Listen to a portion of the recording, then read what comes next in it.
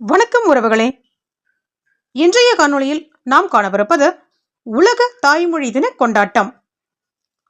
உலக தாய்மொழி தின கொண்டாட்டத்தையொட்டி உன்னத இந்தியா இயக்கம் தாய்மொழி கல்விக்கென தன்னிகரற்று பணியாற்றும் தமிழ் பேராளுமைகளை சிறப்பிக்கும் வகையில் சென்னை சிம்சன் ஹோட்டலில் தாய்த்தமிழ் விருது என்ற அரிய பெருமைக்குரிய விருதை வழங்கி பெருமைப்படுத்தியது.